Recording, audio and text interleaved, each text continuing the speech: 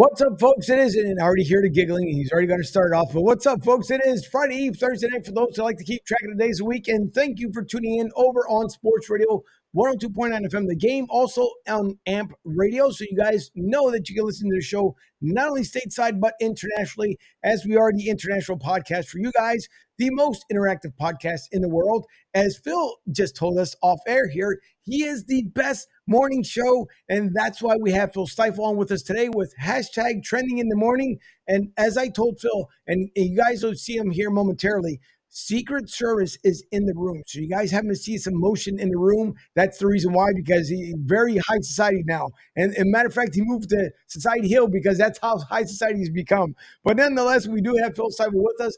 And for the first time, joining the team here, filling in for Ronnie Gent, who is right now getting his team together for the college season, for the football season and basketball season, and more importantly, for the football season, will be Eric Mendelowitz with us tonight. And I gotta get Eric a nickname. I gotta figure out what it is, but I'm gonna figure out a nickname for Eric. But it is episode 188. And again, I thank you guys for tuning in. And yes, it is almost a weekend, even though it's been a short week because of Memorial Day weekend. And last weekend, if we would have been on air, it would have been the coolest thing because last Thursday was my birthday, and I was hoping to have a big birthday party here on air. So I guess we'll delay it by a week. And last week, it was just internet issues. Unfortunately, we couldn't come on live, and that's the reason why we weren't around. But we're back this week, and it is show number 4 for me this week, which is started all on Wednesday with the Super Show, and then we had the back-to-back shows tonight. And I'm trying to think what other night Tuesday night I had a show with the commissioner of the National Basketball League of Canada. That was a lot of fun with Ollie Stevenson. You guys can catch that on the YouTube side of the house on BroadStreetSouth.com. And by the way, speaking of, the website is under construction because once again, and I guess I won't single out the one company, but you guys asked for way too much information, and I can't wait for that phone call in about 3 days from now because I'm going to give you the Philly special. And Ryan, I know he's listening because there's some choice words that I will use in that phone call because you guys have really irritated me beyond belief. But nonetheless, I'll make sure I take care of that. But if you guys want to know, on the Android side, the Sports Radio 102.9 FM, the game app is available. So you guys want to stay tuned with the shows and what's going on, please download it on the Android side so you guys can keep up on the radio side. And pretty soon I'll have Ryan show up there to cheap seats. Yes, he finally came down from up there in the rafters to finally come down and join us as well. We had a good time on Sunday night. If you guys want to make sure you don't miss a thing, over on the No Filter Network, it's a free ticket. Make sure you grab one so you can join Ryan and sometimes be there on a Sunday night, even though, so I guess it's been 5 shows this week. But either way, it was a lot of fun with Ryan. And the nice part about it, as I told Ryan, was I didn't have to do anything. It was his show. He produced it, put everything together, and it was absolutely fantastic for me because it was like a vacation. But nonetheless, we are here. It is episode 188. It is a Friday Eve, and we're planning to have a good amount of time tonight as the Sixers pick up their new head coach. And Phil was supposed to be on with us last week. Thank God he made room for us again this week because we were going to talk about the possibilities of the hires. So now we know who it is. And as Ryan had pointed out, is it time for Rob Thompson to go? I don't think so, not yet, because as I said to Ryan, I believe the Phillies will turn it around in the month of July. They're just savoring and just waiting for things to happen. We'll also get into the NHL, the NBA playoffs. So a lot to get into. And with that all being said, I'll make sure I'll switch things over. Therefore, everybody else can end up joining us. So I am Angel Martinez. This is episode 188. Our guest tonight, Phil Stiefel. Welcome to Broad Street South. Hang on for 1 second, Phil.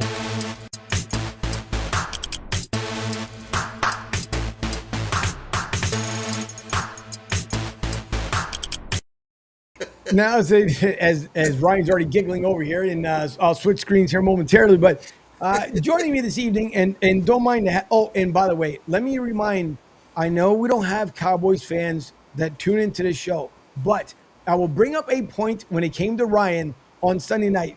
He said, send your gear so we don't have to guess anymore what Ryan's going to be wearing on the show on Thursday night. So Cowboys fans, he loves the Dallas Cowboys. Please send all your Dallas gear. And with that being said, it is Ryan Neff, my co-host. Ryan, how are you this evening? Oh, Angel, I'm Ryan Neff, and it's great to be with everybody this evening. A lot to talk about, man. NBA finals are kicking off, NHL Stanley Cup Finals kicking off. Oh my God, so much Philadelphia stuff going on this week. Of course, my Celtics blew it the other day. And people are rubbing it in a little bit. The open wound, as Angel said, it's not phasing me. Did I expect them to win? Yes. Did they? No. But enough of all that. Let's bring on the others so we can just delve right into it. All righty, Mikey Klein, the official club president and the owner of the best fan club in Tampa, yet alone south of Philly. Philly South. It is Mike Klein. He says all the best to the best podcast in Tampa, Florida. You guys rock. Mikey, thank you as always. His support has been outstanding week in and week out. And with saying that, we will bring in now Phil and Eric. Eric joining us here for the first time on the broadcast. Eric, who joined me last year with the Tampa Bay Titans, he has been cordial enough to take over Ronnie's spot here while we're getting into different transitions of the season. But Eric, thank you so much for joining us here on the network. Thank you guys so much for having me on for this this Thursday evening right there to talk all about Philly and stuff like that, and I can give my insight on as a New Yorker, insight on everything going on in Philly right now. It doesn't seem a lot of ups going on right now, except for maybe the Eagles, but for sure not the Sixers and for sure not the Phillies. That's for sure. And by the way, for those who don't know, so Phil secretly took Brian Dable and put him in the closet. So you might be missing him, Eric. That's what Phil ended up doing. But nonetheless, with hashtag trending in the AM, it is Phil Stiefel. Phil, thank you so much for coming back this week. I know last week, unfortunately, we missed you, but we appreciate you coming on with us tonight. Hey, I'm glad you got it. You got it right that time. Trending in the AM. That is what it is. And on a side note, Brian Dable, I actually wanted him to be the Eagles head coach before they hired Nick Sirianni. That was my number one thing. And I hate the Giants as an Eagles fan. Like every other football fan across America hates the Giants fans. But I was, like a lot of fans, really disappointed they actually made a smart hire, last year and actually hired a real head coach. So props to New York for doing the complete opposite of what New York normally does. Hey, we're taking a step in the right direction. Absolutely. Just slowly but surely we will get to the Eagles level. Right now, we're trying to get to the Cowboys level. We've already gotten past Washington. That's easy to get past. That's very easy. They don't even know who their quarterback going into next season is going to be. Now, we're focusing on the Cowboys. Sunday Night Football for week 1. I'm already ready for that matchup right there. And then maybe like 3 years down the road, we can finally get to the Philadelphia's level. Man, it may not be that far away. We'll get into some Eagles talk because obviously we have the OTAs going on. We are in the month of June. We're not that far away from training camp, which is absolutely beautiful thing. Ryan, you can go ahead and mute your mic for right now. We're not even going to talk any Chiefs talk tonight, so don't even go there because we're not even dealing with it. And again, Dallas fans, listen to what I'm telling you. He wants foam fingers. He wants pom-poms. He wants your best hats. Anything Dallas related, he will give you his address so you can send it over to his house. And please, by all means, send it over there. But listen, Phil, so last week, you discussed about how the Sixers needed to hire a head coach, someone that was going to come in here and shake things up to make sure that we get the right person in place. Now, we now learned that Nick Nurse is the new head coach for the Sixers, introduced today officially to the fan base and obviously to the Sixers organization. I will start out with this. Do you believe, and I may know what you may end up saying as far as your opinion, but do you believe that was the best hire by the Sixers? Absolutely. I feel like Nick Nurse, there's a lot of great head coaching candidates available this cycle of coaching candidates. You think about it, Budenholzer, Nurse, Monty Williams, the names, and obviously Doc Rivers, even if you want to throw him into the coaching circle. I mean, when has there been 4 coaches that have won NBA titles available for teams? So with that all being said, though, I also think Nick Nurse was probably the best candidate for the Sixers this year, based off of where the Sixers team is. The Sixers are in a really tough spot as an organization right now. They keep going through this, second round, first round exit. They just can't seem to get over the hump. But now because they've gone all in so many times, first with the Jimmy Butler, Tobias Harris trades and contracts, then with James Harden, they're in a really sticky spot where they don't have the opportunity, realistically speaking, to really improve this team too much. James Harden's 34. He's going to get a big contract. So you're going to have to rely on Joel Embiid, Tyrese Maxey, and a lot of young players to develop. And what is Nick Nurse best known for? Not just winning a title with Kawhi Leonard, but he has developed guys that were late round draft picks, undrafted free agents, Fred Van Fleet, Patrick Siakam, Boucher, all these guys, OG, all the guys on the Raptors that have flourished over the last couple of years. A lot outside of Scotty Barnes, no one was a top 5 or 6, draft pick overall. So Nick Nurse's specialty, I think he even won 2 G League titles, one with the Rockets G League team and obviously with the Raptors G League team as well.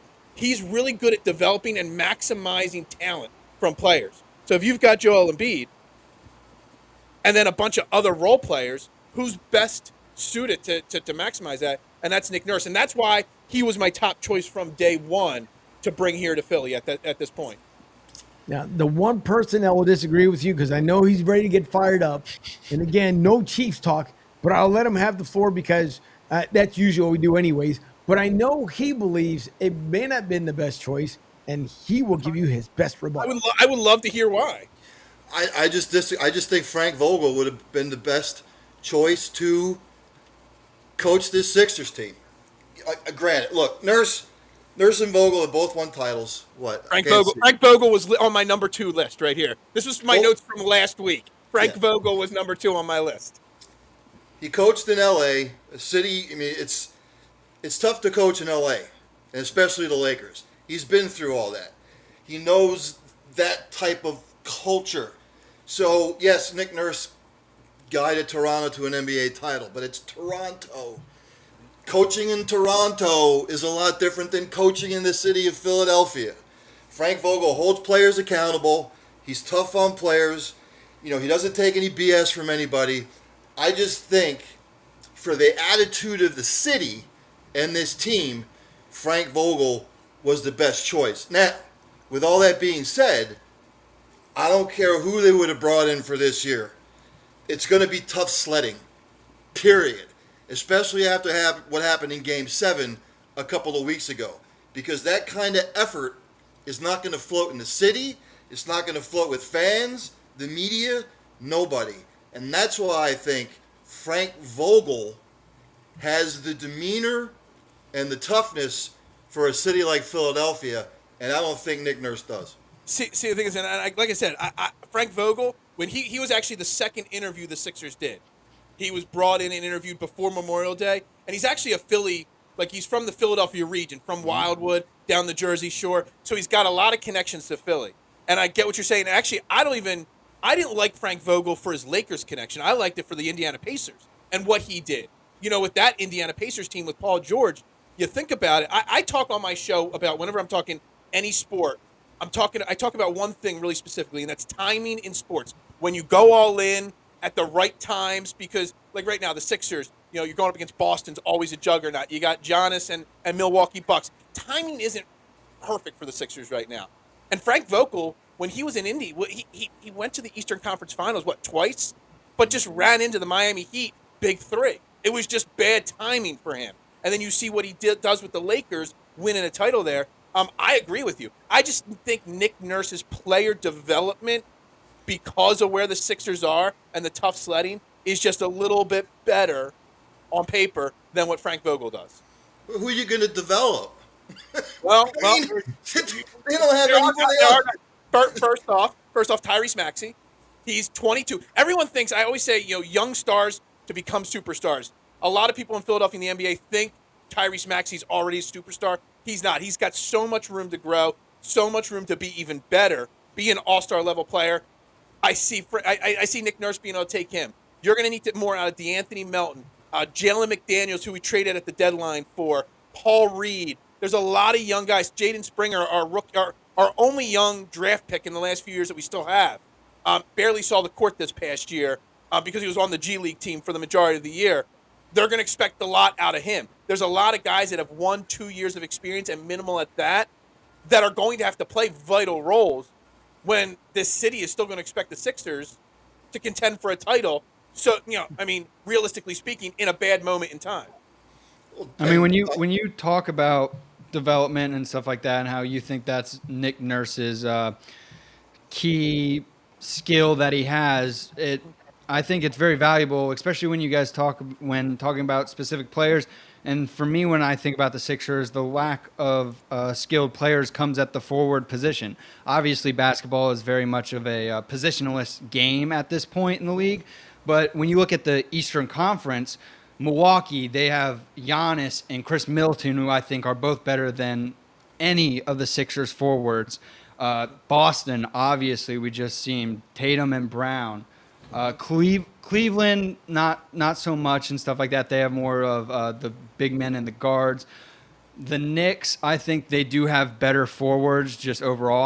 I don't think vastly better, but still better and stuff like that.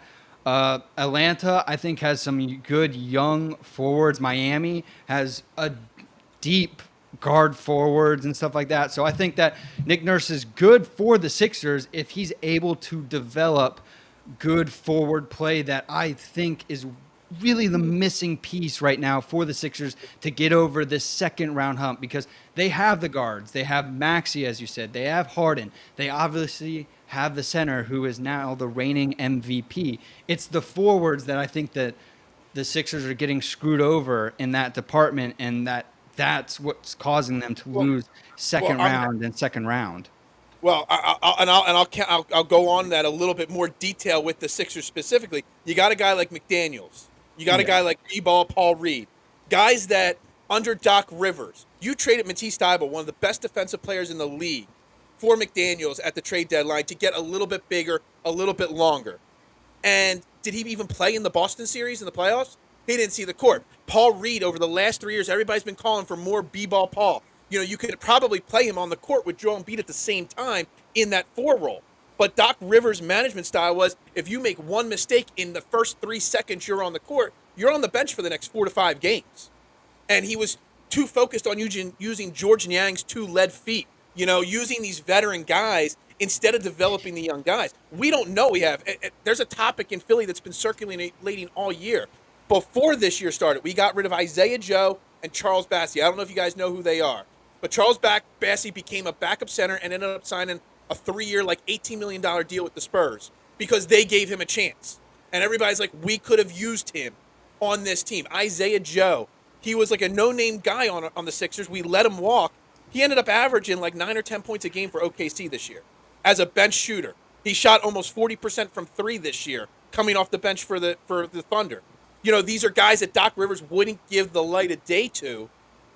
But Nick Nurse, his reputation is he's going to run an Isaiah Joe or a Jaden Springer or a McDaniels for 5-10 straight games for 20 minutes to give them the opportunity to find out what they really have. Not one game, one mistake, you're done kind of role. And that's what the Sixers need right now, because their cap situation is, even if James Harden walks away, they have no money.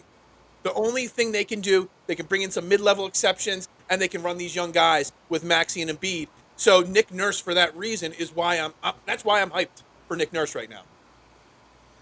But Daryl Morey had the audacity to look at everybody in the eye and say, we're built to win now. We're built to win a championship now. How ludicrous and blasphemous this man is. I'm sorry, did he get his medical marijuana card? I mean, he is like a blithering idiot half the time. And I know that's Harden's guy and whatnot. But, I mean, take a look at their bench. Who are you going to develop, Phil? Niang? No. Niang's a free agent. Jr.? No. Reed? No. Their bench stinks. They need to go out and get depth. But you can't go get depth. You can't go get depth when you have no money. They can't trade a draft pick till 2029. Don't get me started on Daryl Morey. I'm Mr. Positivity all the time. I believe in the power of positivity. But I said it the day, you guys aren't from Philly, the day Daryl Morey got hired, there was a picture that started circulating social media. It was him and Doc Rivers in an office in front of a computer smiling with the skyline behind them, a huge picture window and stuff like that. And I shared it out, and I'm like, this is going to be the biggest disaster, because what has Daryl Morey ever won? Can anybody answer that? He won Executive of the Year, but he's never built a team that played in the NBA Finals. I think he's only built one team that got to the Eastern Conference Finals in his entire career. What has he ever done other than trade for James Harden and watch teams fall apart? That's his bold move. That's all he's got. You look at all the trades we could have made for Ben Simmons, all the different pairings that were floated out there, and all he was laser focused, bring James Harden here, and look how it's worked out for us. I said before Doc Rivers was fired, if I was Josh Harris, but Josh Harris has no pulse as an owner, I would have fired Daryl Morey first. Hell, I would have asked Josh Harris to sell the team and just start from scratch all over again. But Daryl Morey needed to be fired right from the get-go because Daryl Morey, in my mind, it scares the hell out of me. But Daryl Morey's probably going to offer James Harden as close to that max deal as he possibly can. Even though he's 34, he would take him to 38. We all saw how slow and old he was in Game 6 and 7 against Boston. Daryl Morey, I don't think there's enough drink in my glass here to talk about Daryl Morey. You think he really going to give him a max extension? Oh, I think absolutely. I think he's going to consider it because there's That's three his options. guy. Yeah, it's his guy, and there's three options for the Sixers. There's run it back with James Harden, which gives you a chance to, again, at least get to the second round. There is the pause year, which is what I would do, which is let Harden walk, trade Tobias Harris for some role players, and then just try to win 45 games, see what happens. And then in 2024, you have the cap space to sign guys. Or option 3 is to blow it all up, trade Joel, trade it all, whatever. Option 1 of keeping James Harden at least keeps you in playoff contention, next year. So, it's in Daryl Morey's mind, it probably seems like a smart idea. All right, so Sean says, what's up, guys? Harden and Morey have 1-0. Harden, with his last comment about not getting the fouls called for him, shows he's loser mentality. And do we agree? One is, Sean, thanks for tuning in. Do appreciate it. And the other thing is, when it comes to Harden, I don't think he should be a Sixer. No offense. And I know what you're saying. I know Daryl, that's his guy. He also talked about he wants to go back to Houston. Houston right now is in rebuild mode. I don't see that they really want to take him back. But then again, stranger things have happened. I do not want to see Harden here. He gave up, especially when he knew that Joel Embiid was coming back game 2. How do you go from such a strong game 1 to basically just fall flat on your face the rest of the entire series? And then we also keep hearing about, could it be, and I know it's going to come from the guy right above you, Phil, but could it be one of those things where they keep saying, well, Joel Embiid, Jimmy Buckets, they have a lot of love for each other. What about if he goes down there, so on and so forth? And do I see that? Do I believe that Joel Embiid is completely quit on his team? I don't think so. But I think with Harden being here come next year, I think it'll just cause a lot more animosity. You also got to start thinking about Maxi's contract. What do you want to do there? If the Sixers give him up, that's going to be really, really ridiculous. And I hope it doesn't happen. There's a lot of key pieces that have to fall into place. Oh, and by the way, speaking about the guy above you, what was your team again? Sorry, I didn't hear that. I had to censor you out on that one because, again, I just keep rubbing that salt in there, right? Just like you did with us when it came to the Eagles and Chiefs. I'm going to keep doing it with you with your Celtics. The Celtics just fell flat on their face. But, it's funny, Ryan, because you and I talked about it on Sunday, and I really thought, and we'll get back to the Sixers here in a second, I honestly and I did say the Celtics were going to win on Sunday. That's what we talked about on your show on the cheap seats. And the momentum seemed to be going there. I know it's tough. It's never happened before. And now they've proven, obviously, you can't go down from, 3 games to none, come back and win it all. They just were gassed out. Come the second half, they were completely gassed out. Well, I mean, it didn't help that Jason Tatum got hurt within the first minute either. Not saying they would have won the game, but, you could tell he wasn't himself after he got hurt. Then other guys have to step up, and they didn't. I said this all year long, and I've said it the last 2 or 3 years. Boston lacks a true big man. You can't rely on an aging Al Horford. They really need to go out and get themselves a space eater in the paint. And that's what's prevented them from getting to the next level. So, I thought that they were going to win too. But again, you play a brutal series with Philly. You get down 3-0. You expend all your energy just to get it tied 3-3. Were they probably gassed a little bit? Of course. And Miami brought it. But I want to get back to the Sixers. You know what I'm saying? So, well, that's why I'm here. So, you talk about Harden. They should have known last year when they traded to get him. Over his career, he has a propensity for disappearing when the lights shine the brightest. And I was always waiting. What are they going to do when they get deep into the playoffs? You're going to have to rely on their starting five. And when they really get into the thick of it, how is Harden going to play? Now, when Embiid was gone game one, guess what? He had a spectacular game. You know why? Because everything ran through him. And as the lights got brighter and brighter and brighter, he faded, he faded, he faded. If I'm a Sixers fan, there ain't no way in hell after that performance in Game 7 that I want that man back. And I know you said that Embiid didn't quit, but guess what? That's what MVPs do when you see your team struggling. You get in people's faces. You know what I mean? You shouldn't have PJ Tucker getting in your face to try and get up for a game. That's not what MVPs do. Well, I don't doubt anything that you just said there. Everything you said there is 100% accurate. First off, on the James Harden front of it, it's not that the Sixers fans want James Harden back. I think if you did a poll right now, out of every 100,000 votes, I bet you there'd be less than 10 that would say bring James Harden, back. Because everybody realizes that it's not the best move for this franchise. It's what the fans want, though, we don't always get. It's what Daryl Morey claims is best for the franchise, you know what I mean? And if you guys don't know anything about Josh Harris, the owner of the Sixers, Josh Harris owns the New Jersey Devils. He just bought the Washington Commanders, and he owns the Philadelphia 76ers. He doesn't care about the city of Philadelphia like Jeffrey Lurie does with the Eagles or John Middleton with the Phillies, who are like ingrained. Like John Middleton is hanging out in the bleachers at Citizen Bank Park watching Phillies games with fans. He's a billionaire. Jeffrey Lurie is like the number one culture and community owner in all of the sports. Like right. Such a great person. Josh Harris just cares about money. James Harden, that's more eyes, that's more TV money, that's more ads, that's more commercials, that's more jersey sales, that's more bobblehead sales.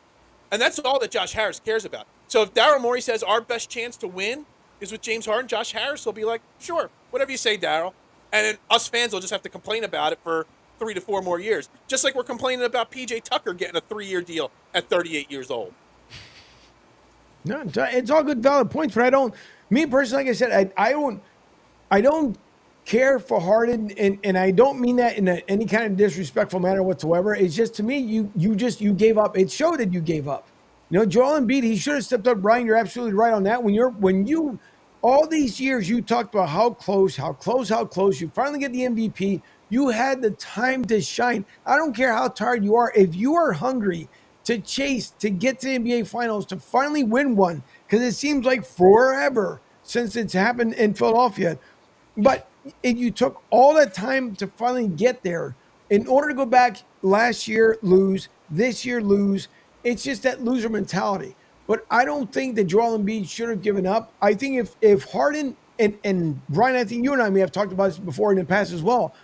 Phil, to me, if you're Doc Rivers, and I don't care how much money Harden's making, I don't care if he's supposed to be your number 2 guy. My thing is, if you are not playing to your expectations, to your contract for the money that we're awarding you, sit down on the bench. Sit down. Let me know how it feels. Because in the end, we're trying to win a championship. We're not winning around you because you're not winning around us. But it's just, it's funny with the Philly fan base, because there's times when we get beyond passion. There's times when we come up with crazy arguments. There's times when we go absolutely, insane. And then there's other times where it's like, oh, well, he tried his best. What best? There wasn't a best done, because you should have been able to put away the Celtics. If Miami was able to do it, I know people are going to say, well, that was Miami, blah, blah, blah. Sixers should have been able to do it with what Doc Rivers had. But as Ryan said as well, that firing Doc Rivers is not going to get rid of all the problems. But at least now with Nick Nurse, things should start turning around. As far as Josh Harris, you're absolutely right. He doesn't care. Because you're talking about the stupid Commanders, and I don't even know how the fans are going to feel, because if you start getting Commanders fans to show up in jerseys at Sixers games, buddy, that Wells is going to be a place like no other, because there's no love for any Commanders fans over there. So I just want to see what's going to end up happening here during the offseason, what's going to happen all together with the Sixers. I just hope, I want something to improve. We see it with the Flyers are finally making that change, that turnaround with Briere and Jonesy. So I'm just dying to see what's going to happen, and how much is Josh going to allow for Nick to do to get this team over that final hurdle? I'll just say this real quick, and I don't know if Phil and Eric will both agree, but this is the other thing. My knock on Embiid is this: you bitched for 3 years that you didn't win the MVP, and that's all you freaking cared about, right? As far as the championship goes. Then when you win the MVP, you put together that kind of performance in a game 7. So don't get me started. I can't stand performances like that when you're supposed to elevate. Look, everybody thinks that Joel Embiid is getting a pass. It's not. Like, Joel Embiid is getting criticized in Philadelphia on a regular basis because as much as James Harden, fell apart in Game 6 and 7, so did Joel Embiid. It's funny because I do this show every single morning, trending in the AM, and my tagline is where your opinions actually matter. And the show is just me presenting a topic, and then I just get comment after comment, and I just answer the opinion. It's no different than a call-in radio show, just comments on the screen, and so many. I ignore Blackhawk conversations, just so you know. When somebody says Blackhawk, I ignore it, just so you know. But we actually had to end up spending an entire show last week talking about should Joel Embiid even be considered to be traded. And I think the consensus came from all the comments. The problem is Joel Embiid is the MVP. He's one of the best players in the league. But he's not a real leader. He's not that Kobe Bryant type Mamba mentality leader. And everyone says, it was a common comment that I was getting on my show, Joel Embiid is the number 1 guy on this team. But he needs a number 2 that in crunch time can step up and become the number 1. It's a little late in his career now, but he needs a Dame Lillard type player. He needs a Kobe Bryant type player to play his opposite, Eric. He needs a closer. He needs a closer. The knock on LeBron all these years and stuff like that. And I love LeBron personally and stuff like that, but at times LeBron needed a closer, and that's what Kyrie was. I mean, we saw it in the finals when they came back from 3-1. Kyrie closed out a lot of those games, and it's not no one's saying Kyrie was ever the one on the Cavs team. It was always LeBron on the one, but there's always someone that needs to be there to close out the games. LeBron carried them right to the end, and then Kyrie was able to finish the game like that. And that's what Embiid needs. And I don't think Harden's that, especially during playoff times and stuff like that. I do think Harden will be back because, like you said, Phil, he gets butts into seats, and he'll get the team to the playoffs, which increases the revenue tenfold right there. But Harden's not closing the game. And Embiid does a lot to get you to the finish line. You just need someone to get you across it. That's all. If you bring Harden back, what the hell did you fire Doc Rivers for then? Do you know what I mean? I mean, Harden bitched after the game. Oh, what? How's your relationship with Doc Rivers? It's okay. Well, I will give you 2 points. Like, I just spent how much time saying there is a strong chance James Harden comes back. We don't want it, but there is. I will give you 2 points of emphasis that maybe leans that he will not be back. First and foremost, it came out from Daryl Morey that during the interview process of coaches, that Joel Embiid sat in on some of them. He met with Nick Nurse before an offer was made. You didn't hear James Harden's name mentioned in any of the conversations that he was involved whatsoever with the coaching search. Okay, that was not mentioned. And then if you listen to Nick Nurse's comments today, he was pressed by a lot of reporters. Obviously, Howard Eskin, the king. Say what you will with him. He's allowed, because he's a legend in Philly media, to ask whatever questions over and over again, no matter how insulting they are. And he flat out asked 3 times, "What is the plan with James Harden?" He's like, Nick Nurse is like, "We would like him back, sure, but we'll get to that." He deflected that question so many times without hurting James Harden's feelings that it pretty much spelled it out on the wall that Nick Nurse doesn't care if he's back or not. Yeah. Well, again, it's going to be a lot of interesting take here during the offseason. I'm dying to see what's going to happen. Obviously, with Josh Harris, again, as the owner, will he make some fumbling mistakes? Probably so. And I don't know. I think when you buy the Commanders, it kind of tells you where you are as far as with the Sixers. And when you have all that kind of money, I guess, that's what you do. You just buy everything up because you feel like it. I just want them to put this championship team finally together because it's going to take the Flyers still a couple more years.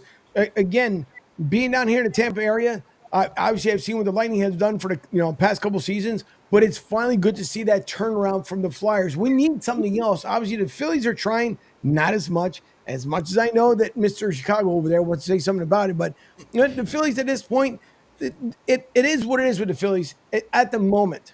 Am I completely giving up on Rob Thompson? No, I'm not. With our former manager, was it time? Yeah, it was time for him to go. Even though I tried to defend him as much as I can, I thought Joe Torre was finally going to get the job done. He didn't. Insert Rob Thompson. Who knew the Phillies were going to go where they went last year? And so we're dying to see what's going to happen come this year. I don't know with the Phillies how much of a turnaround it's going to be. I keep saying I'm going to wait till the All-Star game and turn around. I mean, we see, look at St. Louis. St. Louis right now, 4th in the NL Central, right? And what we see every year after year after year after year with St. Louis, they come back, they claw, they fight, they finally get back there to where it's supposed to be. So do I believe that the the Phillies are completely done? And as far as the season, no. There's going to be a turnaround. Now, Mr. Pittsburgh Pirates, I know that you have something to say about it because that team started on fire, and I don't see the Pirates doing much on the Western Pennsylvania side. The Phillies right now, they stink. I mean, the Pirates do too. But do I think that the Phillies were to stink this bad after 2 months? No. They're not hitting right now. Their pitching is pathetic. Their bullpen's no better. We all know what their defense is. And I keep Rob Thompson looks like a manager who just has no clue what to do on how to turn it around. He's running out of answers. And you can see it. If you saw the post-game conference today with him sitting in the office and they were bombarding him with questions, he just looked like, guys, I don't know what the hell you want me to say. I mean, I don't know. I don't know what's going to turn it around for the Phillies right now. Schwarber, Trey Turner, if you go take a look at the box score today, as far as hitting goes, pathetic. I mean, after the first 2 months, I guess Phillies fans are probably tired of hearing, hey, we're tired of hearing that's going to turn around. You better turn around soon or they're going to be in a real world of hurt. They're only a game and a half up on Washington, for Christmas' sake. So, I don't know what you think, Phil, but I think a lot. As a Pirates fan, I know what you're going through. Look.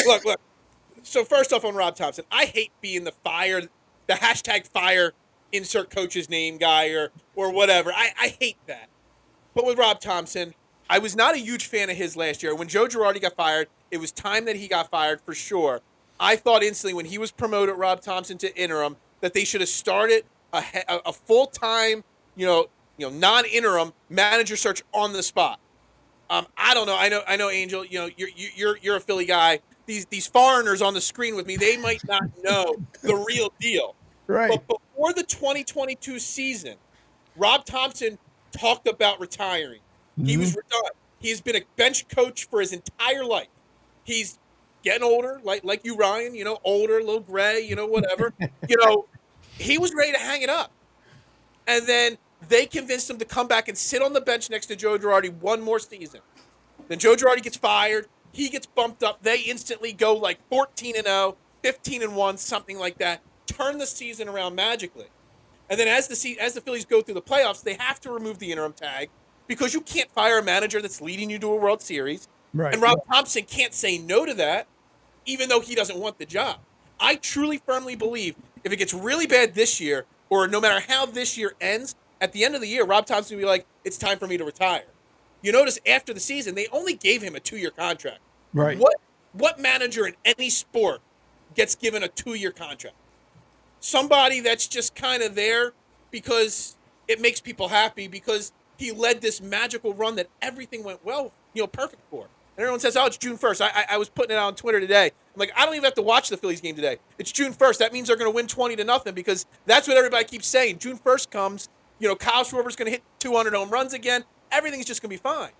Well, that's not the way it is. You can't just flip a switch automatically. Kyle Schwarber's hitting 160, and I don't care what analytical, over the top, bad luck percentage or hard hit balls that are just out percentage, whatever weird analytical stat you give me. When a guy's hitting a $160, you're hitting a $160, and Rob Thompson keeps putting them in the 4 and 5 hole every single day, and that just tells me Rob Thompson doesn't know what to do. He didn't have this team ready coming out of spring training, because he's never run a spring training before. He's just resting on last year. I questioned so many moves that Rob Thompson did last year, and it just happened to be all these weird ideas worked out. And every single one of them, he used up all his good karma, all his good luck last year. This year, it's kind of like a punt year this year. They're going to be just good enough to hang around 500. Maybe they make a move, maybe they don't. But it's kind of like a punt year, kind of like a, thanks for getting us to the World Series, Rob. You can have the job for 1 year, and then we'll move on next year. Like, I know that sounds weird the way I described it, but it's kind of the way, if you're ready to retire, retire. You know what I mean? Like, it's that simple. Yeah, you brought up Kyle Schwarber, and you said his batting average is horrendous, and it is. It's a 163, just a straight batting average. I mean, and what sucks, as you were talking about, like, he may not just be getting results and stuff like that. He's really not, because with his BABIP, which is batting average on balls in play, whenever he puts a ball in play, this isn't accounting for strikeouts or anything like that. It's balls in play. His average is only a 165. It's only 2/1000ths of a point higher. So he's just absolutely not producing in any form. Like, the balls he's putting in play are just straight outs. And another person who I haven't mentioned is Trey Turner. His OPS plus, which is like a 100, is league average. If you're above that, you're like, I think Bryce Harper's has a 146 OPS plus, which means he's 46% better than the average baseball player. Right now, Trey Turner has an OPS plus of a 78. A 78, one of the perennial shortstops across Best shortstop the league. in baseball. Arguably the best shortstop in baseball right now is playing a below average shortstop at the moment with a 78 OPS plus. And I mean, his OPS, like on base plus slugging, is only a 651, where for him you expect it to be like an 850 at least, hopefully like a 900, and a 2 with him especially, where he can just put the ball in play and most likely get a single with his speed. He's batting a 236 right now, so it's very bleak right now. Obviously, Bryce Harper being DH and stuff like that, that's good to have. If he wasn't in the lineup, oh man, I think Philly would be below Washington if Bryce Harper wasn't. Well, there. we do have 3 games against Washington in Washington starting this weekend. So at the current track record, we might be by Sunday night behind Washington in the standings. First and foremost, on Kyle Schwarber, you started going into a bunch of analytic stats, things that 20 years ago we weren't talking about. BP, IP, PYS, YS. I didn't even, whatever. Those things didn't exist. It was batting average, runs batted in, and that's it. But everyone keeps telling me, but he walks a lot. I don't care. If you're hitting in the 5 hole, you got to drive the ball. And, Right. and you say that the batting average with balls in play. And someone told me the other day, well, the other day, one outfielder made 2 diving catches, or 1 diving catch and a jumping ball. Well, they were still outs. You're still not getting it. Yeah, there's some unluck, but at this point, it's 2 months into the season. Now, Trey Turner, that's a tough one, man. Same thing happened with Nick Castellanos last year when he came here on a big deal. He struggled in his first year in Philly, adjusting to the life here. But the problem is Nick Castellanos didn't have any friends. Nick Castellanos is a weird guy. Trey Turner came here because he's best buddies with JT Realmuto and Bryce Harper. And Bryce Harper on that point, he's DHing. That is a lot of the problem, because Kyle Schwarber wasn't brought here to play left field. He is playing left field. He's horrible in left field. But because Bryce Harper has to DH, you got to put Kyle Schwarber there. And that was pretty much the problem all of last year, too, once the arm injury happened for Harper. But that's no excuse for you not to be able to hit the ball. And that's no excuse for Rob Thompson. All right, if you're going to walk and get out, put him in the 8 or 9 hole, or put him in the 1-2 hole, where at least he's getting on base and not in a run-producing spot in the lineup, which he's not capable of producing in.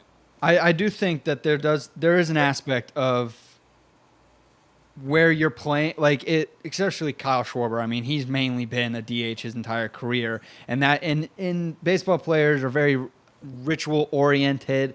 And when you have to go, if maybe Schwarber, a lot of players DHing is hard because you're just hitting. You're sitting for possibly 2 innings and then going up and facing 99 miles an hour. That's hard to do. But there's certain people like Schwarber, like Giancarlo Stanton. That's their main position. So when you're like, oh, well, actually, can you go play right field or left field?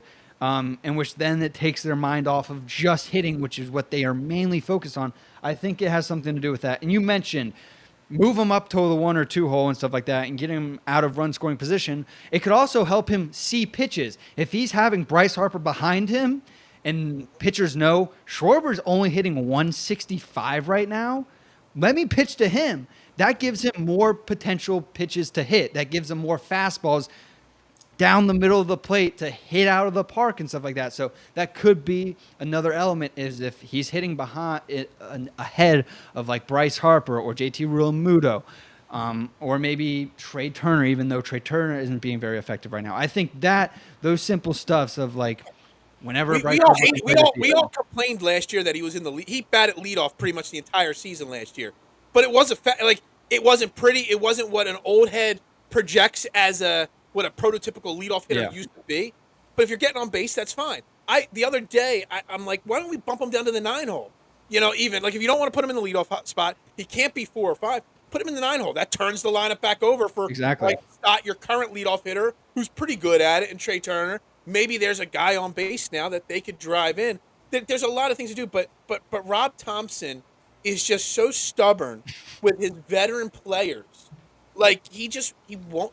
Everyone's like, well, everybody needs a day off occasionally. Do you know the only Philly that hasn't had a day off yet this year?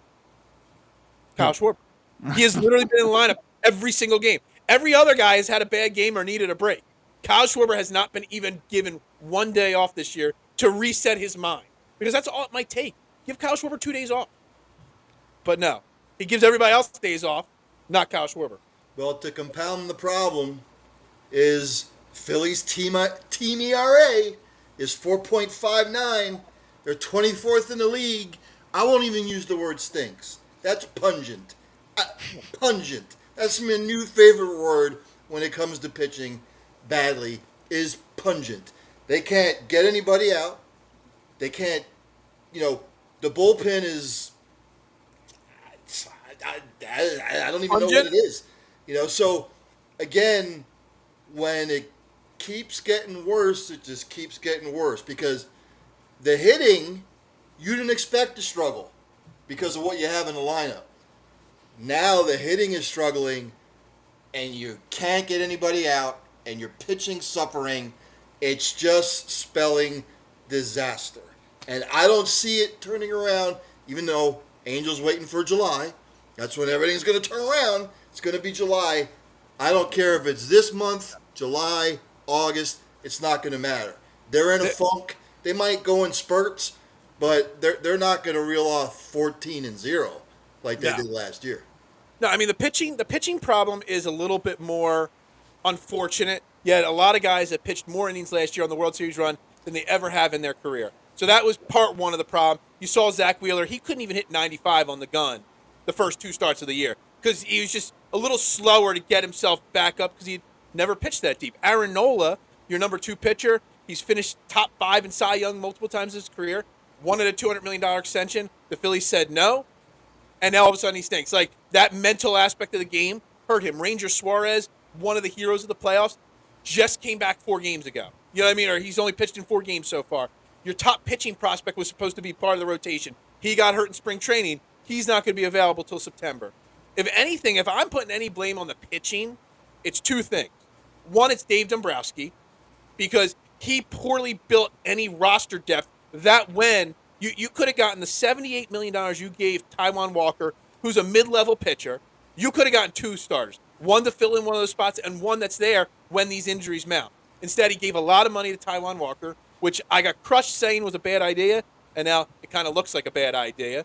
And the other thing, and I don't know if this is true, I'm a conspiracy theorist at heart, is every pitcher that comes to Philly stinks. I think there's something growing in the ivory that's growing on the wall. If you look at it, David Robertson, Mets closer, lights out this year at 39 years old. Twice now has been on the Phillies and stunk every time he's in Philly. So I think there's Corey Knievel pitching well elsewhere, stinks in Philly. Every guy that comes to Philly stinks. Like the whole vet curse. Like there was something like fumes in the vet turf that a lot of Phillies, players and workers died from cancers coming from the turf. I'm scared. I got a piece of the turf sitting right here. So there's something instead of the turf, something growing in the weeds out there in the outfield that's causing all these pitchers to have some bad seasons here. I don't know. That's my conspiracy theorist to it. That's I mean, you were talking about starting pitching and stuff like that, and pitching it has the same thing of ERA plus, average is 100. If you're below that, you're below average. And right now for starting pitching, on Baseball Reference, it only has Zach Wheeler being an above average starting pitching. And even with Aaron Nola, he's a little bit below with a 91. But other than that, I mean, Taiwan has a 77, and Ranger has a 61 right now. Obviously, you said he just came back, so he can improve that. But still, it's a rough start. He was rushed back from his injury. His first 2 games back, I think he only threw 7. He didn't have a spring. He got hurt in the World Baseball Classic, okay. Ranger Suarez, and then didn't have a spring training. He threw 7 minor league innings, and then they called him up because they had no other options. And he just got rocked his first 2 outings. I think he gave up 7 and 8 runs his first 2 outings or something like that. It was pretty bad. So, I'll give Ranger Suarez a pass at this point. But the rest of them, I mean, it's been pretty hard to watch his Phillies, pitching staff this year. All righty. Well, I'm going to switch gears here because we've got about 5 minutes or so left before the end of the broadcast. But getting to it, obviously, game 1 here with the NBA Finals. You got Denver, Miami Heat taking care of business a couple of nights ago from those Boston Celtics. God almighty, thank God they're done. But nevertheless, at least they move on. So now Miami, and I'll go around with all you guys. I'll start with Eric first. But obviously, Miami now taking that momentum in from game 7. You spent 3 days in Denver. You're getting used to that altitude because that was the one thing they talked about, that maybe Denver would have the edge. Obviously, we saw it last year with the Lightning Avalanche series. So does Denver, Eric, have the edge right now over Miami just to game 1, or are we going to see some rust? Obviously, we're not watching the game because we're here tonight other than keeping up with the scores. Right. But do we see some rust going on? Well, Phil does. Yeah, I'm watching it right here. But do we see some rust going on in game 1, and does Miami take game 1? I don't think there'll be any rust. Denver, this entire season from the beginning, has been operating at a very smooth and their offensively, a very effective pace right now, especially with Jokic right there. I think since the MVP was announced with Embiid, he's been on a mission. He's trying to prove everyone wrong that, hey, I deserve to have another MVP in my bag right now, and I'm going to show you why it should have been me by going out and winning the NBA Finals, where I didn't really think Denver was actually going to make it to the finals. I thought maybe the Warriors or the Suns were going to step up and beat them in the second round, but so I don't think so. I think Miami, it's an emotional. I think they're very emotionally exhausted from having to actually defend their 3-0 lead and take it and actually have to go to a game 7 in Boston. It's not just physically exhausting, it's mentally exhausting and draining because of the pressure that keeps mounting game by game by game, to where then after you're done, you kind of just need a second to breathe. And talking about breathing, you got to then go up to Denver with a completely different altitude, which can affect the play of visiting teams. So I do think that there will be no rust with Denver at all. They have been very efficient all season long and throughout the playoffs. They have had perfect time to rest. I mean, it was the best possible scenario that it somehow went to 7 games, which only happened, I think, 3 prior times in NBA history. So I think that I don't think Denver will be rusty in any manner. All right, Phil? Yeah, I mean, you guys aren't watching. I am. Denver's smoking them at 71-55 right now. I said if there was ever going to be any rust, game 1 was the only game. I said it was either going to be a 4-game sweep by Denver or maybe Miami gets a game one win because of the rust. But as I see game one going on right now on my side screen, it's going to be a Denver sweep. Everything Eric just said about Jokic wanting to prove himself again, every Sixers fan now is seeing in the playoffs, and a lot of us are admitting that he is one of the best players in the NBA, bar none. And yes, we wanted Joel Embiid to get those MVPs before, but he deserved them, and he's playing like an MVP these entire playoffs. Eric, you said some of the other teams. I thought the Lakers were going to be in the finals. That was my pick on the finals if it wasn't Denver. So Denver's going to roll in this series, and I love Jimmy Butler. I mean, I still hang my Jimmy Butler jersey from the Sixers here. I still wear it out in public proudly. I love Jimmy Buckets, but I think they're burned out. I think they're spent. Jimmy Butler ain't no young spring chicken anymore, so Denver's got this, no problem. All right, Ryan, you got about 30 seconds. As far as, I don't think it'll be a sweep. Everyone thinks that the offense goes through Jokic, which it does. I said it before, and I'll say it again. The Jamal Murray injury last year sort of screwed them. When Jamal Murray is playing well and he's on point, forget it. And tonight he's playing just exactly like you expect him to. 24 points, 5 assists, 5 rebounds so far.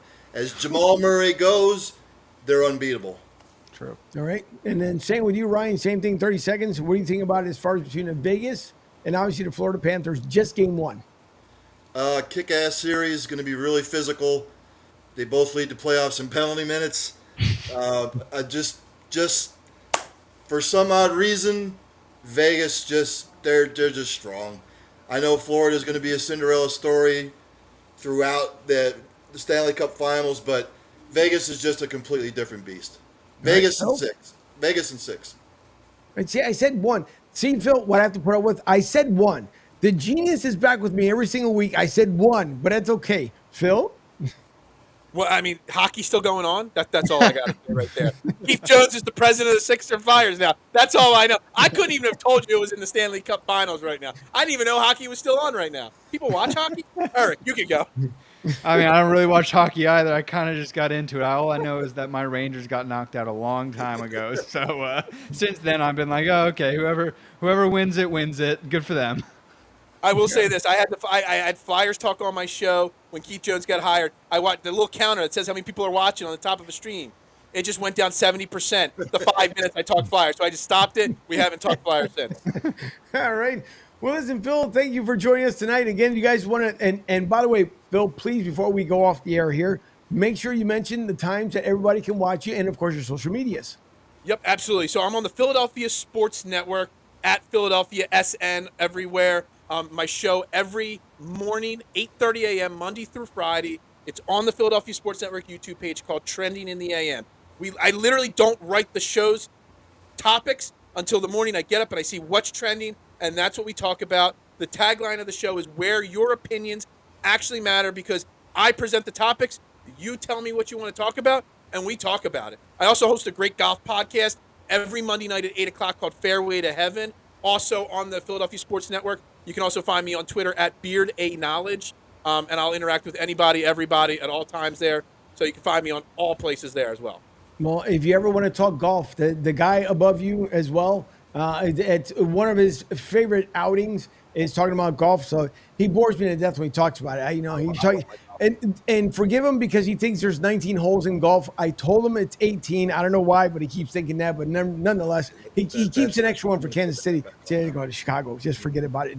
Anyways, so regardless, thank you everyone for tuning in. For my producer over in Studio B, Debbie, and thank you for the hard work she does each and every week. For my co-host, Ryan Neff, and Eric, I'm telling you, I got to find a nickname for you. I'm going to find it before the next show. He'll be back with us come next week. Phil, you're welcome back any given time, whenever you have the availability. So it'll be a lot of fun. And for everyone else, enjoy your weekend. We will see you all come next week.